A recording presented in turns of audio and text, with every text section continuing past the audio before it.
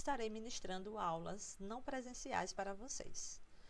O tema central é saúde em primeiro lugar. A geografia, ciência que se preocupa em estudar tudo que está relacionado ao homem e ao espaço geográfico. Nós estaremos, durante essas aulas do primeiro momento, revendo o conteúdo do primeiro bimestre.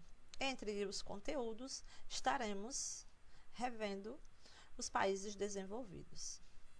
Para tanto, é importante lembrar que a geografia é a ciência que se preocupa em estudar o espaço geográfico e a sua interação com o homem.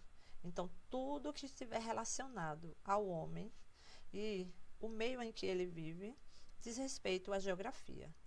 Então, vamos tentar lembrar o que vocês viram durante o primeiro bimestre e que estaremos revendo na aula de hoje, ok? Então, principalmente, na aula de hoje, nós estaremos revendo a regionalização do mundo segundo os critérios socioeconômicos, estaremos revendo os países desenvolvidos ou também os países do norte, que é assim chamado. Estaremos estudando também as condições de saúde e a qualidade de vida no continente europeu e também a participação da população como tomada de decisão e também como um grande motivo para a excelente qualidade de vida nesses países. Bom, e aqui eu coloquei um esquema bem simples para que vocês possam entender melhor o que veremos nesta aula. A geografia, que estuda o espaço geográfico. Ok, pessoal? O espaço geográfico pode ser regionalizado de diversas maneiras e formas. Entre elas, nós temos o critério socioeconômico, que divide a Terra em países desenvolvidos e países subdesenvolvidos. Dentro dos países desenvolvidos, nós temos a Europa, certo, pessoal? Então, dentro dos países desenvolvidos ou norte, temos a Europa. Porém, é importante lembrarmos algumas características dos países desenvolvidos. Características essas que estaremos apenas abordando o quê? Só as condições sociais, ou seja, só os indicadores sociais. Por quê? Como estaremos trabalhando nesse primeiro momento a saúde em primeiro lugar, vamos relembrar apenas as condições de vida em que as populações dos países desenvolvidos vivem, ok? Então, entre as características sociais dos países desenvolvidos ou do norte, nós temos principalmente o quê? Uma excelente qualidade de vida, que é o IDH, o Índice de Desenvolvimento Humano. Temos também as características econômicas, que, no caso, como eu falei para vocês, não estaremos abordando na aula de hoje. Dentro das características, né, sociais, nós temos as quais? Um elevado nível de educação, ou seja, a escolaridade nos países desenvolvidos é muito alta. Geralmente está acima de 18 anos o tempo de escola, é o tempo que a pessoa passa na escola. Outro indicador também é o acesso aos serviços públicos de qualidade. A população ela tem todo o acesso e uma facilidade, tanto na qualidade quanto no acesso a esse tipo de serviço, certo? Saúde, educação, transporte, lazer, ok, pessoal? Temos também a baixa taxa de mortalidade nos países desenvolvidos. Por quê? A taxa de mortalidade ela está atrelada à qualidade de vida e ao nível de desenvolvimento de cada cidadão, certo? E aí também temos o que? A expectativa de vida, que nos países desenvolvidos é também elevada, certo? Geralmente acima de 80 anos. E temos que não pode faltar o que? A questão do exercício à cidadania. Nos países desenvolvidos, a população ela interfere, ela acompanha, ela fiscaliza, ela atua de maneira direta nas decisões políticas, acompanhando o trabalho dos governantes, ok? Nos países desenvolvidos, algo que é muito importante lembrarmos a grande presença de idosos. Geralmente os idosos eles predominam na pirâmide de idade. Então temos um grande número de idosos acima de 30%, né? Entre 30 e 45% da população de alguns países desenvolvidos de mais ou menos, né? 30% da população é de idosos, ok? Vamos observar então alguns mapas. O primeiro mapa que eu coloquei para vocês é um mapa que divide o mundo em países do norte e países do sul. O norte, países desenvolvidos que apresentam características, né, marcantes em relação às condições de vida, tá? Como eu falei para vocês, excelente, né? Expectativa de vida, renda, escolaridade, mortalidade infantil baixa. E os países que estão de rosa representam os países subdesenvolvidos ou do sul. Essa linha não é a linha do Equador, que divide o norte e o sul. É uma outra linha imaginária que foi criada para delimitar os países desenvolvidos que apresentam um alto grau, né, de nível social e nível econômico, ok? Dos países também que não apresentam. Vamos observar esse mapa que diz respeito à água potável no mundo. Vocês podem perceber que o azul, onde ele estiver mais escuro, representa maior presença, o maior acesso à água potável. A água que é tão importante, né, para garantir a sobrevivência de muitas populações e também uma qualidade de vida, melhorar a qualidade de vida das pessoas. Podem perceber que o continente europeu ele está com um bom índice, ou seja, 99% da população tem acesso à água potável. Os países também, é importante lembrar que a esperança de vida, né, na qualidade de vida, nós observamos a expectativa de vida da população, que seria o quê? A esperança que uma pessoa tem de viver ao nascer, ou seja, quanto tempo uma pessoa pode viver ao nascer. Isso vai depender muito das condições que é dada a essa pessoa, ok? Então, de acordo com o mapa, nós temos aí a expectativa de vida no continente europeu acima de 75 anos, que também é o caso do Brasil, ok? Temos um outro mapa para que vocês possam perceber e lembrar, né, um mapa de desenvolvimento humano. Os países desenvolvidos sempre são acima de 0,900, tá? Quanto mais perto de 1%, melhor, quanto mais longe, pior. Então, nós temos os países da Europa com um IDH sempre perto de 1%, ok? Por isso que vocês estão vendo aí o verde. O verde mais escuro, mais próximo de 1. Quanto mais claro, mais distante, no caso do amarelo, muito, muito, muito baixo, né? E quais são os indicadores que retratam o IDH? Primeiro, é a expectativa de vida, certo? E a expectativa de vida está atrelada ao quê? Ao acesso à saúde, não é, gente? Então, se eu tenho acesso à saúde, eu irei viver mais, não é? Irei viver muito mais. Se eu não tenho acesso à saúde de qualidade, o número, né, de óbitos pode ser maior e a minha expectativa de vida também pode ser menor. Outro índice é a renda. Eu coloquei a alimentação para mostrar que quanto maior a sua renda, melhores são as condições para que você tenha uma alimentação mais saudável e de qualidade. É importante para garantir também a expectativa de vida. E por último, o acesso à escolaridade.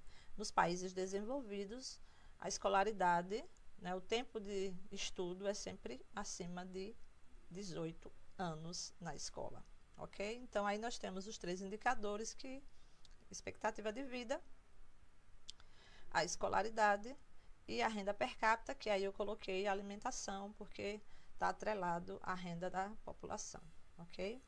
Então, vamos dar uma olhada em alguns mapas para ainda observar que crianças abaixo do peso. A Europa é menos de 1, tá? Por isso que está branco, todos os lugares que estão branco representam menos de 1, com exceção aí da Antártida, tá, gente? Mas abaixo de 1. Então, mostra aqui o acesso à saúde de qualidade realmente no continente europeu é excelente. Temos aí o mapa político da Europa para que vocês possam comparar, que eu coloquei o IDH. Então, a Europa não apresenta um IDH uniforme, tá?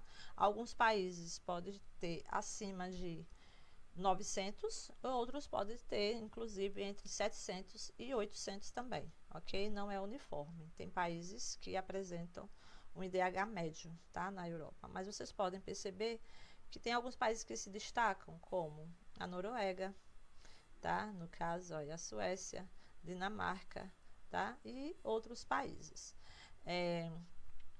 Vamos observar então a expectativa de vida. Quanto mais escuro o verde, melhor a expectativa de vida. A expectativa de vida na Europa é sempre acima de 75 anos, tá bom? Geralmente é 80, 82, ok? E aí nós temos quanto maior esse tom de verde, melhor. Itália, né? Espanha, França, tem aí um destaque. E o outro mapa, nós temos a taxa de, que a gente chama mortalidade, a taxa de mortalidade infantil na Europa. Quanto mais azul, menor, tá bom? Então, nós temos aí que é menos de 4, tá? Menos de 4 crianças a cada 1000, ok? Então, a mortalidade infantil no continente europeu é baixa também, mas não é uniforme. Vocês podem perceber que tem países que está aí com um azul mais claro, ok?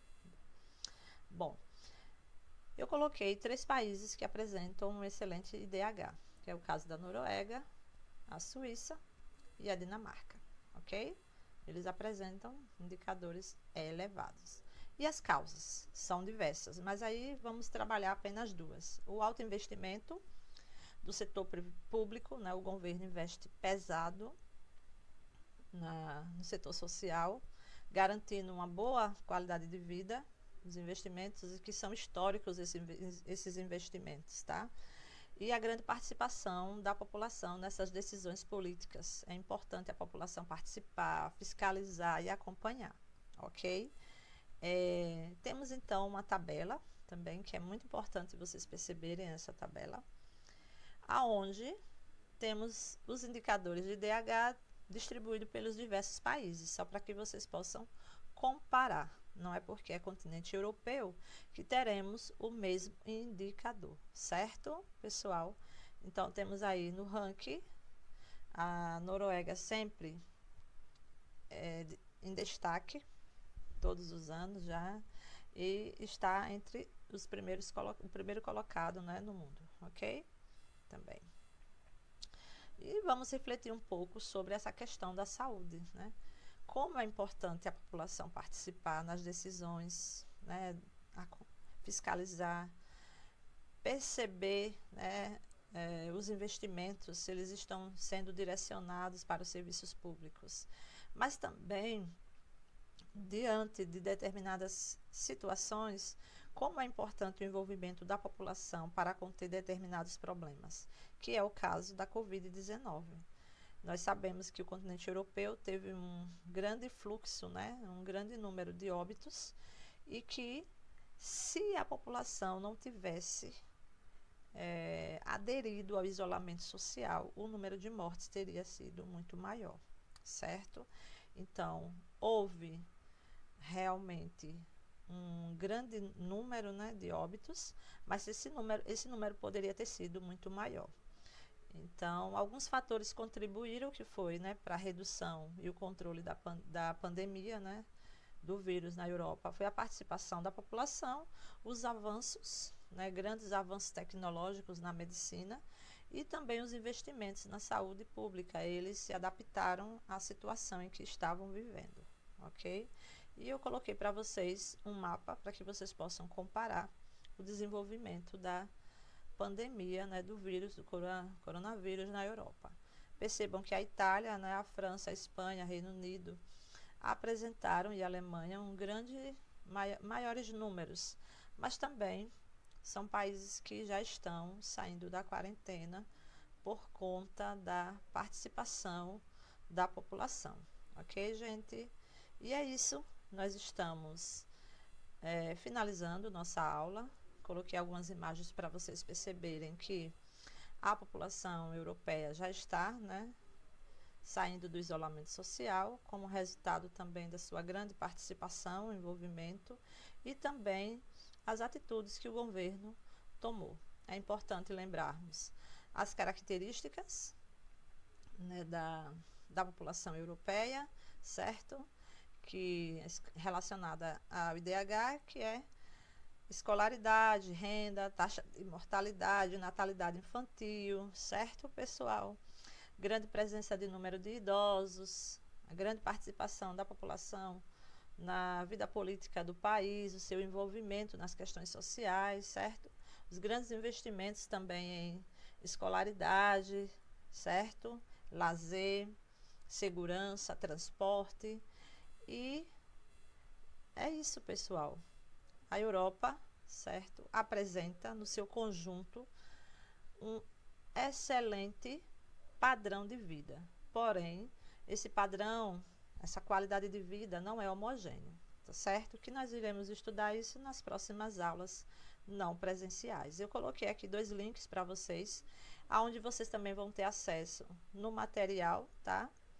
Que está disponível para vocês na plataforma do Plural, ok?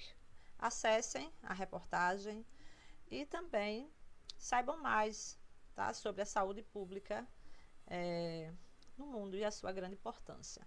Deixo aqui um forte abraço para vocês, tá? Um bom dia, tenham um bom final de semana, ok? Estejam fazendo as atividades. Até a próxima aula, não presencial, ok? E recebam um grande abraço da professora aqui de Geografia, ok? Um cheiro e até mais.